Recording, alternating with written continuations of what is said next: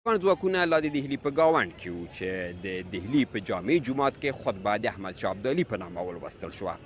زه همدا اوس چې د دهلي د چاوڼۍ مخې ته ولاړ یم د جامع جومات څلې لیدی شم او په جامع جومات کې د اذان غږ هم دلته په څرګنده اورېدل کیږي.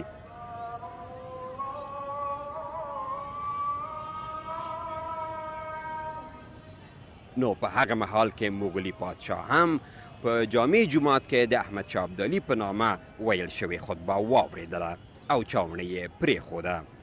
په راتلونکې ورځ د دهلي د چاوڼۍ د نیولو لپاره ټینګه تابیا وشوه او د جنورۍ په 23مه د سردار جهان خان په مشرۍ افغان ځواکونه د دهلي چاوڼۍ ته ننوتل.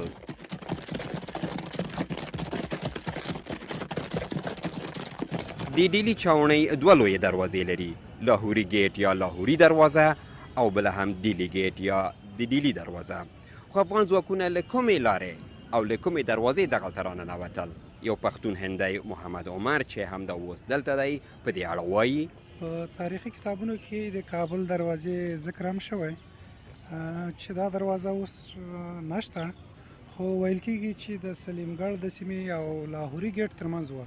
سلیمګړ هغه سیمه ده چې د شیرشاه سوري زوی جوړه کړې وه. دا سیمه د جمنا د سیند سره یوه وړه جزیرګۍ ده او هلته د شیرشاه سوري زوی یوه کلا هم جوړه کړې چې له همدې ودانۍ سره تړلې وه او غالبا داسې ویل کېږي چې سردار محمد جان خان د همدې کابلي دروازې له لارې ډیلي چاوڼۍ ته ننوتی و. افغان ځواکونه په نارولاح کې ول چې تقریبا 3 میله شمال ته پرته سیمه ده، له هغه لوري راغلل او د کابلي ګیټ له لارې دغه چاوڼۍ ته ننوتل. بله عمر خانه اوس دلته زه ورته دغه دی ولاړ یو دا ودانۍ وینو او د ودانۍ هغه تاریخي اهمیت هم موږ ته معلوم دی. د دغه ودانۍ د ځانګړتیاو په اړه که راته ووایې.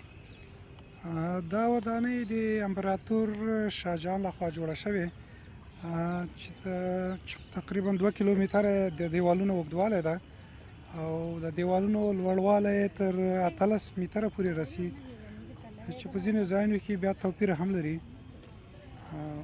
دا ودانۍ سور رنګ لري چې د سرو ډبرو او خښتو نه جوړه شوې ده، ځکه دې ته سره قلعه هم ویل کېږي. دا ځای چې مخامخ تاسې وینئ دې ځای ته دیوان عام ویل کېږي. دلته به مغولي واکمنانو له خلکو سره کتل او پرانیستې محکمې به کېدې. او دلته دا پلاس چې دی دا مسند چې دی همدلته به دا واکمن کېناستېده؟ هو دا ځای بیا د باچا د کېناستو ځای ده، د شاهجهان اکثرا. هو شاهجهان او دا مغولي واکمنان به دلته کېناستل او دا بل ځای چې دی دا بیا د ښځو لپاره ټاکل شوی ځای و. او دغه دوه کړکۍ غوندې په شان ځایونه چې دي دغه ځای چې دا د شاهجهان په وخت کې بیا د هغه دوه لورانې وې چې دلته به ناستې وې او د خپل پلار فیصلې به یې اورېدلې او کتل به یې چې پلار یې څنګه فیصلې او قضاوت کوي. او دغه بل ځای چې دی دا بیا دیوان خاص بلل کېږي. دلته به باچا له خپلو وزیرانو او خاصو میلمنو سره کتل. هغه ښایستوب چې پخوا د دیوان خاص و اوس نه ده پاتې. او داسې برېښي چې د ځینې غمۍ او داسې د رنګ او د خبرې له منځه تللي دي. بلې هو د ساتنې لپاره ډېر پام نه ده شوی. اوس داسې چې زه وینم دلته د باندې چې موږ نظر کوو دلته ګورو ډېره ګڼه ګوڼه ده او یو ډول داسې بازارونه هم جوړ شوي دي. نو په هغه مهال کې خو به خامخا دلته امنیتي تدابیر